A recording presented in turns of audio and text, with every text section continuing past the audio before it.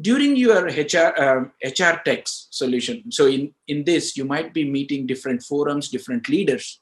So what are the hot issues in this area? So I think one issue that I see is becoming very hot, and as you know, I'm also board mentor with Critical Eye, and so I mentor CEOs and senior execs.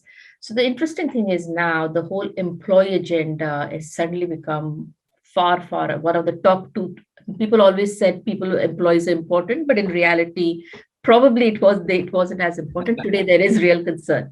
So to begin with, I think there is concern about wellness. Wellness is definitely becoming, whether it's mental health, whether it's physical wellness, but even financial wellness, because I think the whole uncertainty, economic environment.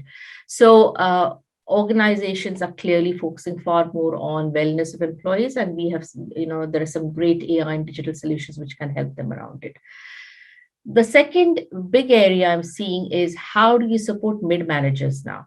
I think senior leaders are fine, they've had the level and experience. Mid managers today, the pressure on them is far more because of remote working. So it's a combination of two things. Very often they don't have enough experience, but also they're handling much larger teams.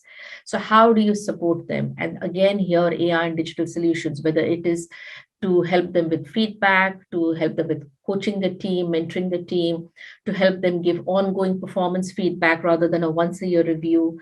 I think all those are areas that mid managers need a far greater level of support on. And they're also very much more tech savvy. So I think AI digital solutions are a great fit for that level because you can have scale, you can have volume, but it's also very cost effective. And it also gives you good insights and feedback. And then the third hot topic is diversity and inclusion. How do you create a more inclusive work environment? And that doesn't just mean you hire people who are diverse, because that's fine. That's actually the easy bit. But once they come in, how do you create an environment where they feel very much a part of it? How do you find out practices and people whose values and behaviors don't match with that? So I think creating a diverse and inclusive environment, which focuses also on purpose, because there's enough research now that shows us having a strong organization purpose also helps in engagement, retention, and creating a healthy organization. So I think I see a lot of business and corporate leaders now focusing on creating an organization that has a strong purpose and that is inclusive. Absolutely. I think wellness, mid managers management, and the third one you said was inclusive.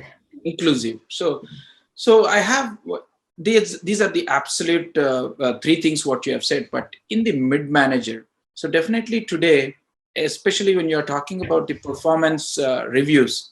So earlier we used to do a yearly review, but already I could see the corporates are already doing quarterly. So in this journey, definitely the mid managers, you will have a lot of tasks for them. Don't you think so? So how do they manage in future? If they do, maybe they'll do monthly reviews to retain talent. Well, actually, I'm seeing the shift not towards even monthly, but just ongoing, regular, which could be daily, weekly, something that just becomes part of your normal working rather than a process that needs to happen at a point in time. I think that's where good organizations are moving to. And then therefore the review process it's not like a separate form you've got to fill up and then you've got to sit down separately. What I'm seeing is solutions where it's part of the weekly planning that managers do with their teams. And as part of that, the solution enables you to also track goals, development options. Then it can provide you with resources to help you. I think an integrated, ongoing approach is really now the way to go forward. And that the second thing I'm seeing around performance is not really relying on asking the employee or asking the manager. Today, there's a lot of information available, and you are a tech person yourself. So, I'm sure as and most viewers also are. But whether you're using Zoom, whether you're using chat, whether you're using Slack, whether you're using anything. So organization network analysis now is proving really useful because it can pull together trends, issues. Now that's slightly different from individual performance review, But at the Mhm. same time, at a team level, for example, you can figure out how is the team's performance, what are some of the issues that are holding them back. Going forward, what does the manager need to focus on? So I'm seeing a lot of change happening from the traditional annual performance review to a more fluid, flexible, ongoing, timely process, which actually is what it should be, because the real purpose of performance is development and growth. It shouldn't be for just penalizing and pay increases, which unfortunately it has become in many cases then. Absolutely. I think you have rightly said. So the insights, mainly the insights from the tools will be more aggressive and which will be intuitive, and then the decision can be happen through the AI results. So that's a good transformation, Devyani. So when you talk about all these solutions in the HR space, right? Mhm. So the corporate leaders definitely they will have a stress to learn new things and understand the digitalization and use so many solutions or applications. So what do you see the concerns coming from the corporate leaders especially, and how do we use safely the way how to use these solutions? Yeah, no, that's a great question, because I think it's very easy for some people to get excited about AI and technology, Mhm. but equally, there is a lot of information now available constantly that reminds you, or it makes you feel that AI can be risky. And we have the famous, for example, in HR, a couple of years ago, Amazon came under a lot of flack because their talent acquisition recruitment process had started using AI, and they found that actually because they were relying on data that or the way it was being done earlier, the biases that existed got magnified even more. So there is genuine concern that AI could actually increase the level of bias if it's not done well, number one. Secondly, I think there is a concern about how will employees feel about it, because increasingly employees are getting far more. They feel they don't want to be spied upon. They want they are. And so I think you have to make sure that you take into account that the solutions you use. Firstly, don't do that, but also employees are brought into confidence and they feel they can trust the process then. The third thing I think is really about the data privacy, and particularly in Europe, GDPR rules, etc., but in many, many countries. And so, again, I think business leaders rightly, the third concern they have is about making sure that they do not infringe any data privacy issues. The fourth concern they have often, which is actually very misplaced, is cost. Because when you say technology, I think in the past, buying any system meant, firstly, I still remember when a few years ago when I was a group HR director, the procurement process itself used to take a couple of years, because it was like you spoke and so time cost is something that they're not sure about, and everybody's stressed for time. Whereas, as you and I both know, AI digital solutions are the easiest because the ease of integration, it's really app based. So I think the traditional issues don't exist, but clearly costs is an issue. And then, of course, the time, do we have the time to invest when there are far more urgent things to do? So I think these are some of the typical concerns, but a lot of it is also because of lack of information. This is still a very new area. It's still evolving. And that's one of the reasons why we set up the hub, because the hub is a safe way for them to pilot something. So we help them firstly in what's the right solution. We help them do a 3-month pilot. We program manage the pilot for them. But the biggest advantage is they can try something before they make up their mind. They don't have to invest a lot of money up front and then find out that the solution is not really giving them what they want. So it's really, I think, it's start small. My advice would be to start small, try something out before you make big decisions. Then. Absolutely, very well explained, Devyani. And today, I know you're a busy life of a CEO, right? So I wanted to make this. We are already 30 minutes out of the time, so we are Right. almost ending in the end of the day. Before I wanted to ask you, being a CEO, I also read so many things, good things about you. How do you plan, and how do you have your well-being in a day? So how do your busy life look like? Because you are not only a CEO responsibility, but you also hold the responsibility in the startup investment. You also are the in a board of the hubs, and also people take London, that sort of a thing. So how do you plan? What will be a busy day looks like for you, Devyani? We all wanted to inspire from you. How do you plan? But how do I do it? I don't know. I mean, it's, I've always had a busy, life, and earlier, particularly, my roles were always very international. So I was on a plane half the time around the world. I still had young kids to look after. So I think some of this you learn to just cope with, but probably I think a couple of things. It's always good. I mean, what I've found useful is always to make sure I have a good understanding of what my week looks like, what my next day looks like.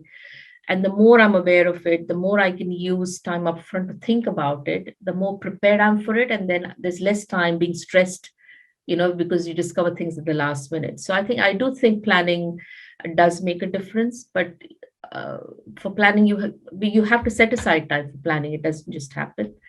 I think the second thing for me is to always also try and prioritize. And for me, I'm more of a morning person. So I try and make sure that the things I have to think about, give more time to, I finish off in the morning. And then accordingly, when my productivity is a little less in the afternoon and the evening, I also I try and restructure to the extent possible.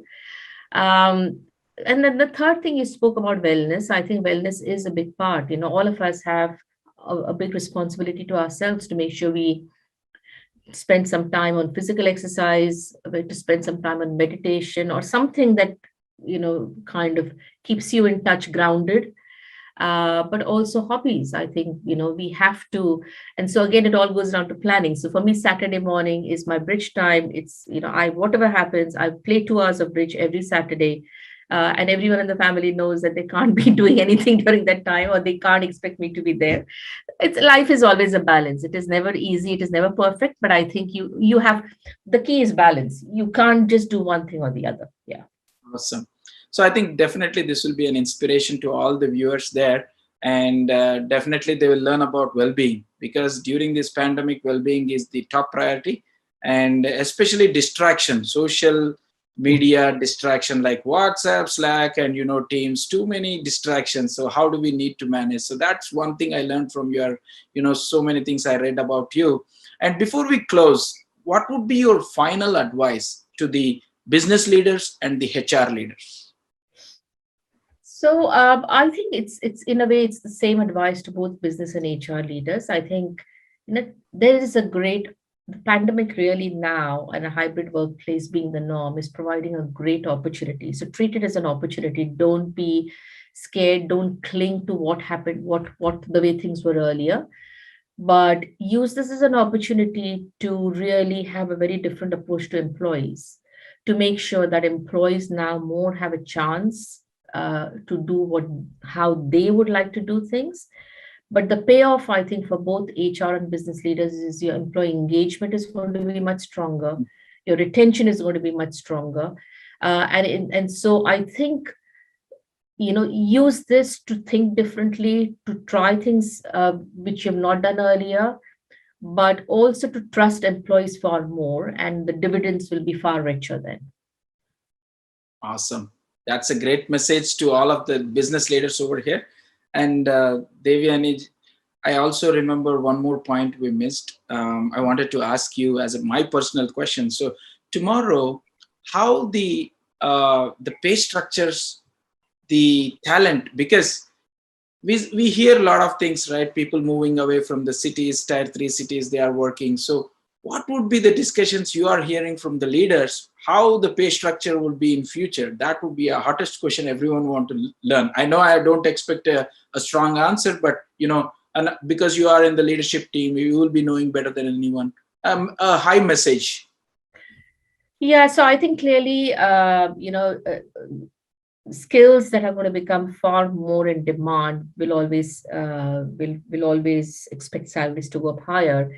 And currently, one clear winner in all this is tech and digital skills. So the demand, almost every business, irrespective of what they're in, is now turning to a digital business model, which means the level of digital literacy within the organization needs to be very high.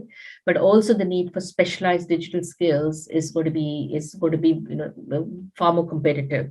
So I think anyone who's in the digital tech space should feel good, because I think in terms of pay and compensation, I clearly see that getting far better for them. I think the other discussion I'm clearly, as you've referred to, is, you know, remote work is now here. And so the question is, especially let me take London as an example. In the UK, salaries for London-based employees who had to work in London was always about at least about 10% higher, because cost of commuting, etc. So the debate now is it still fair to continue that? What should it be? I think the market dynamics will finally define everything. If as an organization you need those employees, you know they're valued, you will pay what it takes. So I think I don't expect to see any immediate shift in policies because of that. It could be gradual, but clearly I do think ultimately, I mean, today it's funny, but hospitality in the UK, there's a shortage. Lorry drivers is a shortage, and you would think these are not really difficult skills to develop. So I think the market is getting quite a difficult place to predict.